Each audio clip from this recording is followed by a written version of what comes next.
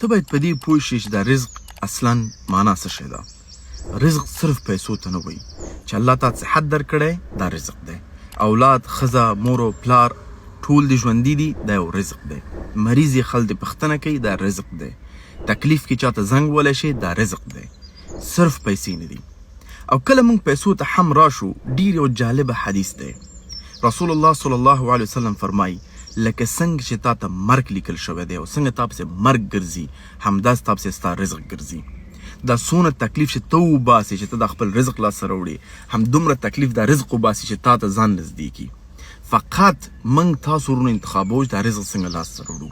د دې معنا دا ده که په یو غونډۍ باندې رزق زموږ دی، زه کولی شم چې خپل قدم یا خپل موټر بایسکل انتخاب کړم او ته ورسېږم دا رزق لاسته راوړم.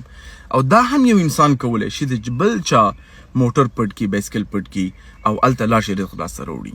یعنې رزق هلته شته دی، زه او ته انتخابوو چې هغه ته په حلاله لاره ځو او که په حرامه لاره ځو.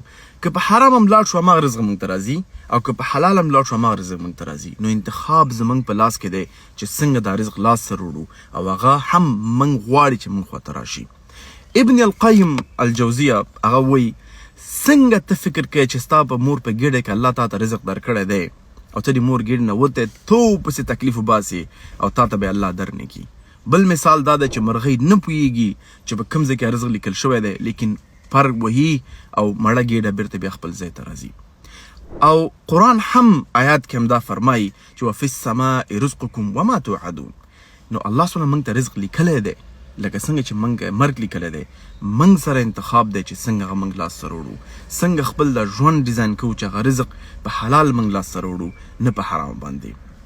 نور نو خویندو رزق لیکل شوی دی، انتخاب ستا دی چې څنګه ته لاسته راوړي. او زما مشوره دا ده که چېرته ته یې په صحیح لار لاسته راوړې نو انشاءالله هغه رزق نه به ته خوند واخلې، خوشحاله او آباده به یې. هغه نه بغیر که ته وایې زه په حرام لار انتخاب کوم ډېر به لاسته راشي، دا مکمل دا کانسپټ غلط دی. ځکه چې هغه تا ته یو شی مخکې لیکل شوی وي ته یې نشي کولی زیاتې کې کمې کې، فقط لاره انتخاب کا چې څنګه یې لاسته راوړې. بارک الله فیکم.